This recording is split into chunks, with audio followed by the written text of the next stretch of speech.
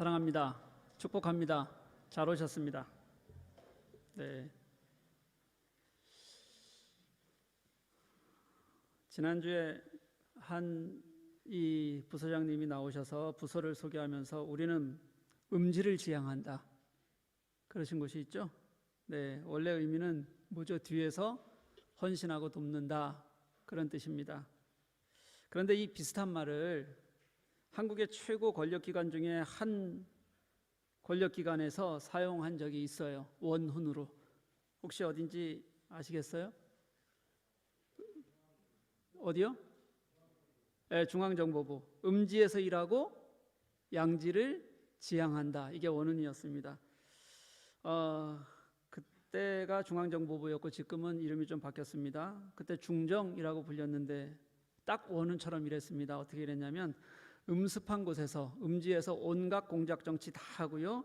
그 결과 권력을 유지했으니까 양지를 지향하면서 살았던 그런 부서죠. 네, 원훈과 아주 똑같이 일했어요. 근데 교회는 진짜 음지에서 일하는 분들이 있습니다. 진짜 양지 없이. 오늘 소개된 부서들이 대부분 그렇습니다. 오늘 주제가 이제 교회를 세우는 11월 마지막 주 돌봄과 살림입니다. 요즘 이제 시대가 많이 변했지만 그래도 돌봄과 살림하면 여자의 영역이 많아요, 남자의 영역이 많아요?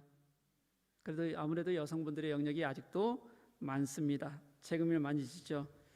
근데 우리 어때요? 하다 보면 이게 티가 나는 일입니까? 돌봄과 살림이? 이거의 특징이 뭐냐면요, 열심히 해도 티는 잘 안 나는데 안 하면 어떻게 돼요? 조금만 소홀히 하면 티가 금방 나버리는 영역, 이게 돌봄과 살림 영역입니다. 그러니까 잘했다는 소리 듣기는 평생 되게 어렵습니다. 근데 잘 못한다는 소리는 늘 듣고 사는 게 이 돌봄과 살림의 영역이 아닌가라는 생각이 듭니다. 근데 제가 알아요. 어떻게 하면 돌봄과 살림을 하면서도 잘했다는 소리 들을 수 있는지. 하여튼 몇 년 잘 못하다가 계속 안 하다가 한 번 잘하면 그거 엄청 칭찬 듣습니다. 대신에 집고른 꼴이 아니겠죠. 네. 올해 코로나 겪으면서 엄마들이 너무 힘들었다 그러잖아요. 그렇죠? 엄마들이 힘든 시간 보냈던 이유가 뭐예요? 돌봄과 살림의 영역이 늘어났기 때문에 그러는 겁니다. 그래서 힘이 들었던 거예요.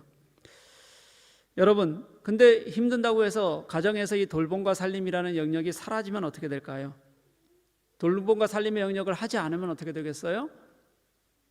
개판되겠죠, 뭐, 당연히. 그리고 좀 심해지면 돌봄과 살림을 제대로 하지 않았을 때 생명을 잃게 되는 경우들도 가정에 생기는 경우들을 우리가 뉴스를 통해서 잘 보게 됩니다. 교회에도 이런 돌봄과 살림의 영역이 있어요. 교회의 이 돌봄과 살림의 영역도 눈에 잘 띄지 않는 헌신들로 이루어져 있습니다. 그런데 이 교회의 돌봄과 살림의 영역은요, 누가 하지 않으면 누군가는 더 많은 일을 감당해야 될 수밖에 없는 그런 구조를 가지고 있고요. 또 그마저도 안 되면 분명히 어떤 문제를 낳을 수밖에 없는 그런 영역이 돌봄과 살림의 영역입니다. 교회에도 그런 것이 참 많습니다.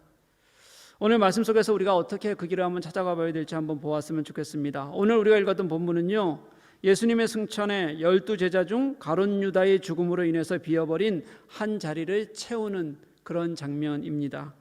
한 사람을 채우기 위해서 두 사람을 최종 후보에 올립니다. 두 사람의 이름이 이렇습니다. 한 사람은 복잡하니까 잘 한번 들어보십시오. 바사바라고도 하고 별명은 유스도라고 하는 요셉, 이렇게 되어져 있습니다.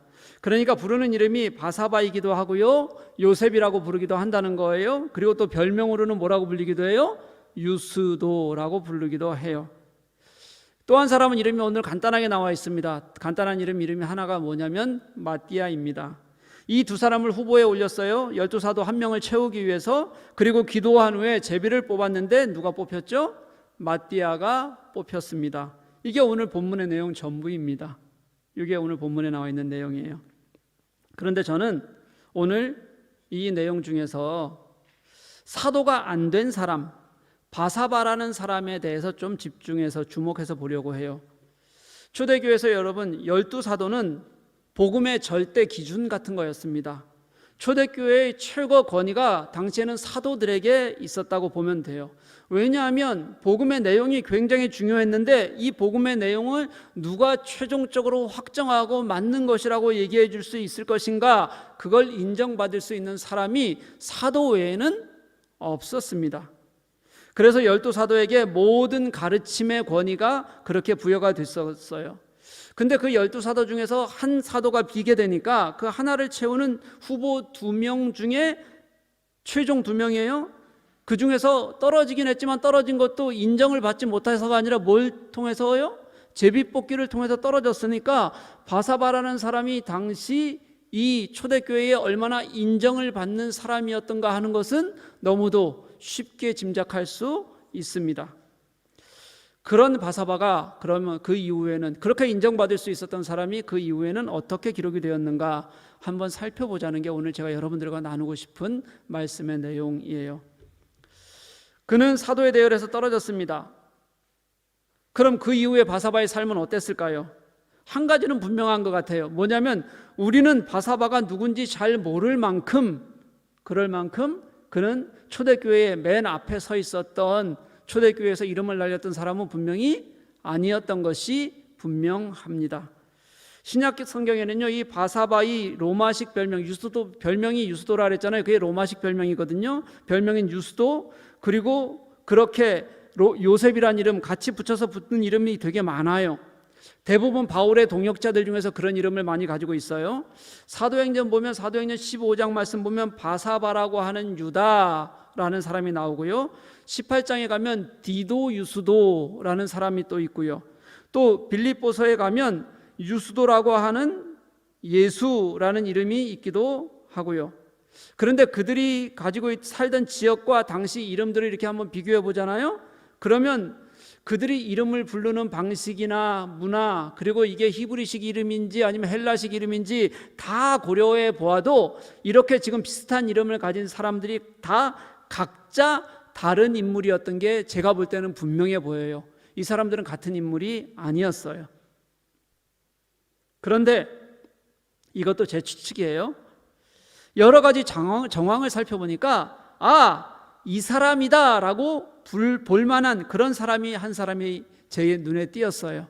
그게 누구냐면 사도행전 4장에 등장하기 시작하는 바나바입니다. 여러분, 제가 먼저 전제를 깔고 시작할게요. 바사바와 바나바가 동일 인물이 아닐 수도 있어요. 이건 제가 그냥 그렇게 생각해 보는 겁니다. 그럼에도 불구하고 저는 이 말씀을 동일 인물이라고 생각하고 전하고 싶은 거예요. 근데 동일 인물이 아니더라도 바나바만 가지고 우리가 설명을 해도 오늘 제 설교에 대한 것은 전혀 문제가 되지 않아요. 바나바만으로도 오늘 제가 하고 싶은 얘기는 충분히 할 수 있어요. 그러니까 저는 전제를 깔고 하지만, 동일하다고 얘기하지만 아니더라도 상관이 없다는 걸 여러분들 생각하면서 한번 같이 들어보았으면 좋겠습니다. 이제 좀 시작할게요. 4장 36절 말씀 보면요, 사도행전, 구브로에서 난 레위 족속이 하나 있었는데 그 사람이 이름이 요셉이었다. 그렇게 처음으로 바나바의 이름이 등장하게 됩니다. 이 요셉을 사도들이 뭐라고 불렀냐면 바나바라고 불렀어요. 그 뜻이 뭐냐면 위로의 아들이라는 뜻입니다. 성경 말씀을 쭉 읽다 보면 바나바는 칭찬받는 사람이었다, 위로하는 사람이었다, 자기 것을 기꺼이 내어놓고 함께 사용하기를 즐거워하는 사람이었다는 것을 분명히 알 수 있습니다. 만약에 이 바나바와 바사바가 동일 인물이라면 원래 이 바사바의 이름은 바사바 요셉이에요. 교회에서는 요셉으로 불렸던 거예요. 그런데 나중에 사도들이 이 요셉이라고 불리던 이 요셉을 뭐라고 별명을 붙여주는 거예요? 다시 바나바라고. 왜냐하면 그의 성품을 보고 하는 일을 보고 위로의 아들이란 별명을 붙여주게 됐다는 겁니다. 이게 무슨 뜻이냐면 여러분, 12사도의 반열에 오를 만큼 인정받는 사람이었는데 제비뽑기에서 떨어졌어요. 그런데 제비뽑기에서 떨어지니까 이 사람이 실망하거나 교회를 떠나지 않았어요. 그는 여전히 교회의 구석진 곳에서 어려운 신자들을 돌봐왔고, 그리고 지체들을 위로하고, 그리고 온 마음을 다해서 섬기는 것을 기뻐하는 사람이 되었다는 거예요. 그래서 그렇게 섬겼더니 이름이 위로의 아들 이렇게 붙여지게 됐어요. 교회에서 장로 한번 뽑을 때 되면 한번 장로 뽑다 보면 교회가 풍비박산 나는 경우들이 너무 많아요. 왜 나는 되고 저 사람은 안 되고 저 사람은 됐는데 나는 안 되고 이것 때문에 싸우는 일들이 너무 많습니다. 그런 것에 비해서 이 바나바는 12사도의 반열에 올라갈 수 있었던 사람이 그냥 안 됐는데도 불구하고, 그리고 또 인정받지 못하는 사람이 아니었는데도 불구하고 뒤에서 사람을 섬기고 위로하고 세우는 일에 온 마음을 다했다는 거예요. 그 다음 장면으로 한번 가볼까요? 9장에 다시 바나바가 등장해요. 사울이 그리스도인들을 핍박하기 위해서 다메섹으로 가요. 다메섹으로 거의 다 들어갔을 때 거기서 예수님을 만나고 회심을 하게 됩니다. 근데 이 회심을 했는데도 불구하고 그 회심을 믿어주는 사람이 하나도 없어요. 왜냐하면 그 사울이 워낙 너무 그리스도인들을 많이 핍박했고 악랄하게 핍박을 했었기 때문에 그래서 믿어주는 사람이 없어요. 사도들도 다 예루살렘에 들어왔는데도 믿지를 못했어요. 다 사도들도 그 사울을 두려워했어요. 근데 이 사람을 데려다가 다른 사도들과 만나게 해줄 수 있도록 도와준 사람이 누구였냐면 바나바예요. 다른 사람들은 다 두려워할 때 그 사람의 회심을 믿어주고 그 사람에게 손을 내밀어 준 사람이 바나바였다는 겁니다. 나중에 이제 사울은 자신을 죽이려는 사람들 때문에 고향인 다소로 내려가게 되는데 그때 바나바의 도움 때문에 사도들을 만날 수 있게 됐어요. 그 다음 장면으로 한번 넘어가 볼게요. 11장을 가면 사도행전, 큰 박해로 이제 예루살렘에 박해가 크게 있었잖아요. 그렇게 해서 흩어진 사람들이 가나안 땅 가장 북쪽에 있는 수리아 지역의 안디옥까지 가서 복음을 전하게 돼요. 그러니까 가나안 땅 맨 북쪽 좀 넘어선 곳이라고 생각하면 돼요. 그 북쪽에 있는 안디옥에서 놀라운 부흥의 역사가 일어났습니다. 그래서 예루살렘에서 그 안디옥 교회를 제대로 말씀을 가르치고 전할 사람으로 지도자를 파견하는데 그때 바나바가 파견이 되었어요. 성경은 그를 뭐라고 표현하냐면 착한 사람 이렇게 표현합니다. 여러분, 얼마나 사람을 마음을 다해서 진심으로 섬기고 사람을 대했으면 그렇게 착한 사람이라고 성경이 표현하고 있을까요? 얼마나 겸손하고 아름다웠으면 섬김이 착한 사람 이렇게 표현했을까요? 여러분, 혹시 여러분들은 여러분들의 이름이 어딘가에 기록된다면 착한 사람 이렇게 기록될 자신이 있으세요? 혹시 있으세요?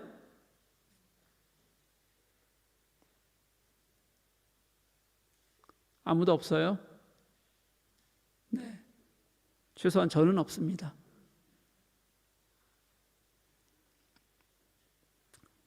그 다음 장면도 11장이에요.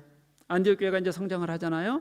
성장을 하니까 바나바가 다시 부른 사람이 누구냐면 사울이에요. 그때까지 사울은요, 예루살렘에서 제자들을 만나고 아라비아로 가서 3년 있다가 다소로 가서 자식 고향이에요. 고향에서 10년을 있어요. 그러니까 총 13년을 아무 일도 하지 못하고 고향 다소에서 있을 때예요. 그런데 그를 다시 다소로 내려가서 교회 현장으로 불러와서 하나님께서 13년 전에 이 사울에게 주셨던 예언, 네가 고생 죽어라고 하게 되겠지만 그런 가운데서도 하나님을 섬기고 복음을 전하는 사람이 될 것이라는 그 예언을 할 수 있도록, 그 예언대로 살아갈 수 있도록 도와준 사람이 바나바입니다. 그를 데려다가 안디옥 교회의 지도자로 만들고 그리고 이방인의 사도로 쓰임을 받게 그렇게 돼요. 바나바가 도와서, 바나바가 있어서 이 바울이 있는 겁니다. 그리고 13장서부터 15장까지는 13, 14장은 1차 전도여행 소아시아 지역, 특별히 우리가 잘 아는 갈라디아 지역 복음 전파하는 거고요. 그리고 15장은 예루살렘 회의를 하는 그런 장면이에요. 근데 이때부터 이 13장 이 사도행 1차 전도여행을 떠나면서부터 그 이전까지는 이 바나바가 안디옥 교회에서 가장 선임 지도자였는데요. 슬쩍 환경이 바뀌어요. 환경이 바뀌어서 그때부터 1차 전도여행 중간쯤부터 사도 바울이 이제 이 전도여행의 선임이 되고 안디옥 교회의 선임 지도자가 됩니다. 그렇게 슬쩍 성경은 이 사람이 선임 지도자가 되었다는 것을 우리들에게 알려주는데, 그런데 바나바는 그런 환경 속에서도 조금도 마음 상하지 않았어요. 그러면서도 자신의 역할을 철저히 해냅니다. 원망하거나 질투하지 않아요. 바나바에게는요, 자신이 서 있는 자리가 그냥 그 자리가 교회를 섬기는 자리고 하나님께서 자신에게 주신 그런 헌신의 자리라고 분명히 믿었다는 거예요. 15장 끝부분으로 한번 가면 바나바가 이제 마지막으로 등장을 해요. 어떻게 등장을 하냐면 2차 전도 여행을 이제 바울과 바나바가 가려고 하는데, 바울은 마가를 데리고 가는 것을 절대 하지 못하겠다. 왜냐하면 얘가 1차 전도여행 때 얼마 못 가서 포기하고 돌아갔을 때 우리 팀이 얼마나 상처 입었냐. 그래서 절대 안 된다고 그와의 동행을 거절하는데요, 바나바는 뭐라고 얘기하냐면, 그래도 이 마가에게 우리가 다시 한번, 젊은이에게 다시 한번 기회를 주자. 그렇게 의견이 엇갈려서 싸움이 됐어요. 결국 둘이 갈라지게 됩니다. 그래서 바나바는 한 번 더 기회를 주고 싶었던 마가를 데리고 구보로, 섬으로 떠나게 되고요, 바울은 실라를 데리고 반대편으로 해서 갈라디아 쪽으로 올라가게 돼요. 그 이후가 문제입니다. 그 이후에 바나바는 더 이상 어디에도 등장하지 않고 복음의 역사에서 완전히 사라져 버립니다. 더 이상 어디에도 등장하지 않아요. 그런데 여러분, 바나바가 그렇게 회복시키고 싶었던 사람 마가는 그 후에 어떻게 됐을까요? 그 사람이 우리가 잘 알고 있는 마가복음의 저자 마가입니다. 그 사람이 바울이 마지막 죽기 전에 썼던 마지막 편지에서 그렇게 자신이 마가를 데리고 가기를 반대했는데도 불구하고 죽기 전에 썼던 마지막 편지에서 내가 정말 보고 싶은 단 한 사람을 꼽는데, 내가 그를 보고 싶으니 그를 데리고 와라 라고 한 사람을 꼽는데, 그 바울이 찾는 마지막 한 사람이 마가가 됐어요. 깊은 은혜의 동역자가 됐다는 뜻이겠죠. 이제 성경이 기록하는 그는 더 이상 없습니다. 앞에서부터 보면 그는 분명히 뛰어난 그리스도인이었지만 하나님께서 그를 늘 돕는 자리, 뒤에서 숨어서 있는 자리에 그를 세우셨어요. 그는 여러분 뒤에 늘 있었지만, 그 이름은 늘 묻혀 있었지만, 교회를 돕고 사람을 위로하고 세우는 일을 단 한 번도 포기하지 않았고 온 마음을 다해서 하나님이 사용하는 자리에 서 있었던 사람이 바나바입니다.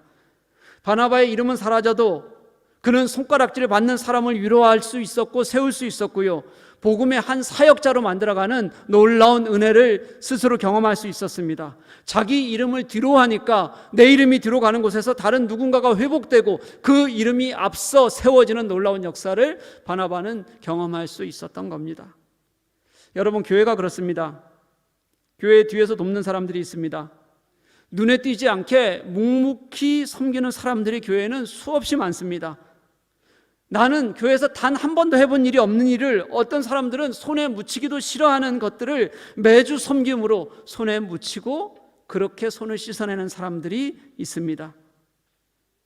자기 스스로는 뒤에 있지만 내가 뒤에 있어야 교회가 아름다워질 수 있기를, 그리고 교회가 안전해질 수 있기를, 성도 먹이기를 소리 없이 헌신하는 사람들이 교회에는 굉장히 많습니다. 여러분, 교회는 높은 곳을 보는 것이 아니에요. 교회는 낮은 곳으로 찾아가는 곳입니다. 세상의 가치로 보면 아무것도 아닌 사람들이 교회에 오면 위로받을 수 있어야 되고요, 그 사람들이 교회 안에서는 주인이 될 수 있는 곳이 되어야 합니다. 낮은 곳에서 사람을 살릴 수 있어야 되고요, 어두운 곳에서 세상을 다독일 수 있는 사람을 다독일 수 있는 곳이 교회여야 합니다. 그래야 진짜 교회입니다. 누군가가 교회에 오면 어떤 사람이든 헌신이 있어서 그가 세워지고 그가 상처받지 않는 곳이, 그래야 교회입니다. 여러분, 제가 목사잖아요. 목사의 입장에서 한번 생각해 봤어요. 목사들이 유난히 높고 화려한 자리를 좋아하는 경향이 있습니다. 목사들이 높은 사람 좋아하는 경향이 좀 있어요. 밥 한 끼를 먹어도 목사라는 이름으로 대우받을 수 있는 교회들이 있으니까 자꾸 그런 자리를 익숙하게 가지게 되는, 어쩔 수 없이 끌리게 되는 마음들이 있는 것 같아요. 그래서 이런저런 직책들 목사들이 많이 가지고 있는가 봅니다. 근데 여러분, 조금만 반대로 한번 생각해 볼까요? 그러다 보면 목사들은 소외된 사람들을 만날 기회가 적습니다. 그런 일들을 일부러 찾아가야만 만날 수 있습니다. 그런 이들은 목사를 한번 불러서 밥 한 끼 먹기 어려운 분들이라서 목사가 시간을 내고 정성을 쏟아야 됩니다. 그리고 밥 한 끼라도 따뜻하게 먹일 수 있어야 만남이 되는 겁니다. 여러분, 저는 그런 자리가 훨씬 좋습니다. 진짜 그런 자리가 제게는 훨씬 마음에 듭니다. 그래서 그런가요? 우리 교회는 높은 사람이 잘 안 오는 교회예요. 왔다고도 그냥 가더라고요. 가장 큰 이유가 뭔지 제가 알았어요. 그런 이들을 특별히 제가 대우하지 않기 때문에 그래요. 그런 분들도 늘 어디선가 특별하게 대우받다가 우리 교회에 와서는 대우를 못 받으니까 그냥 다른 교회로 가는 경우들이 굉장히 많습니다. 진짜예요. 근데 저는 교회가 그래야 된다고 봐요. 보이지 않는 곳에서 자기 이름이 아니라 교회를 위해 헌신하는 사람이 있어야 해요.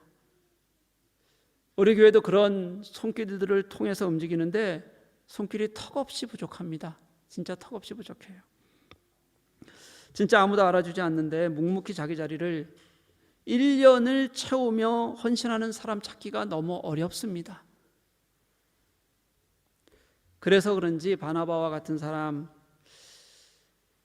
내가 그렇게 높아지려면 높아질 수 있는데도 불구하고 늘 뒤에서 잊혀지고 또 사라져도 사람을 살리기 위해서는, 하나님 나라를 위해서는 묵묵히 돕는 그런 바나바와 같은 사람이 더 그리운 것 같습니다. 여러분, 요즘 코로나로 힘드시죠? 코로나를 겪으면서 우리가 다른 사람이 다 하는, 세상 사람들도 다 하는 두렵다는 생각 외에 또 어떤 생각을 가지고 계십니까? 저는 코로나가 주는 교훈이 그거라고 생각해요. 코로나 앞에 있으니 높으나 낮으나 다 똑같더라는 거예요. 이걸 같이 지나다 보니까 이제는 경쟁하며 이기기 위해서만 사는 삶이 아니라 서로가 함께 공존하며 살아야 된다는 걸 우리들에게 보여주는 것 같습니다. 이제는 나 혼자만의 삶을 사는 것이 아니라 하나님께서 주시는 은혜로 살아야 된다. 그게 우리가 살 수 있는 방법이라는 것을 우리들에게 가르쳐 주시는 것 같아요. 여러분, 바나바의 뜻이 위로의 아들이라 그랬잖아요. 이 위로라는 단어가 파라클레시스라는 단어를 쓰는데요, 이 단어에 독특한 뜻이 있어요. 그 어원이 독특해요. 뭐냐면 고통을 멈추게 하는 치료, 이런 뜻이에요. 이 단어가요. 뭐예요? 진통제라는 뜻입니다. 이 위로라는 단어가요. 여러분, 약이면 만들어진 그 성분이 그냥 진통을 멈추게 할 수 있어요.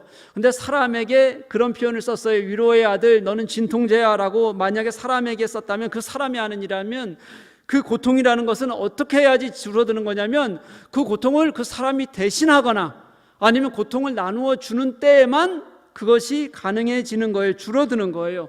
여러분, 무슨 말이겠어요? 바나바는 사람들이 보이지 않는 곳에서, 자신이 보이지 않는 곳에서, 사람들의 눈에 띄지 않는 곳이라도 내가 뒤로 물러나고 또 잊혀지고 그리고 사라지는 과정에서도 고통을 나누고 그 고통을 대신하고 그 결과로 사람을 살려내는 은혜를 스스로 경험하고 살았던, 내가 직접 그 고통의 현장을 기꺼이 잊겠다고 다짐했던 사람이었다, 그런 뜻입니다. 그래서 교회를 세워가는 거예요. 오늘 소개한 부서들이 있습니다. 다 뒤쪽에 있는 부서들이에요. 다 고상이 많은데 꾸준히 돕는 이들이 없어서 대부분 어떻게 되냐면 어찌 시작은 했는데 결국은 꾸준히 돕는 손길들이 없고 하다가 중간에 다 사라져 버려요. 그러니 어쩔 수 없이 부장들이 끙끙 앓는 그런 부서들이에요. 또는 같이 한다고 시작했다가 말만 많은 부서들이에요. 그러니 부장들이 하다가 힘들어해요. 목회자로서 그런 모습들을 보면 너무 미안할 때가 참 많습니다. 관리부는 우리 교회 온갖 잡일 다 하는 겁니다. 다시 말하면요, 일이 너무 많아요. 아까 그래서 제가 일부러 인원 좀 보여달라고 얘기한 거예요. 봉사부는 부엌과 먹는 일, 정리하는 일을 도맡아서 합니다. 재정부는 예배 후에 늘 교제도 못하고 끝나면 아까 골방으로 들어간다 그랬잖아요. 골방으로 들어갔다가 나오면 교우들이 하나도 없어요. 교제를 할 시간이 없는 겁니다. 새가족부는 늘 한결같이 교회 앞에서 우리 새 가족들을 맞아야 하고 예배 후에는 우리 교육과 또 새로운 가족들을 섬기는 일들을 늘 하지 않으면 안 돼요. 이런 부서들이 어디 하나 보면 앞서서 나서서 하는 일이 아니에요.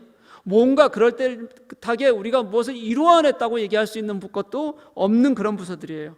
그런데 여러분, 그런 부서들에 숨은 헌신의 손길들이 있어서 인원이 적으면 몇몇 사람들이 그걸 해내려고 애쓰고 수고하고 그렇게 해서 교회가 그래도 하나님의 전으로 예배하고 모일 수 있는 공간이 될 수 있는 겁니다. 이런 빚도 없이 걸레를 드는 일일지라도 묵묵히 뒤에서 남들이 보지 않더라도 끝까지 섬길 수 있는 신실한 교우들, 저는 이게 돌봄과 살림의 영역이 아닐지라도 이게 사실은 교회에 주님이 누구신지 알고 주님이 이 땅에 어떻게 오셨는지 아는 우리들이 당연히 해야 될 일이다, 저는 그렇게 생각해요. 여러분, 뒤에 서고 잊혀지고 그리고 이름이 사라져도 위로로 사람을 세우고 헌신으로 교회를 세우고 세계의 전도자 바울을 세우고 그리고 마가를 뛰어난 복음의 일꾼으로 만들었던 우리 바나바처럼 바사바처럼 우리가 정말 주님 안에서 섬김의 자리가 있다면 언제라도 기꺼이 감사하며 그 섬김을 그냥 시작만 하고 나 몰라라 하지 말고요, 우리 이제부터 잘 섬겨가는 그런 저와 여러분 될 수 있기를 주님의 이름으로 간절히 축복합니다.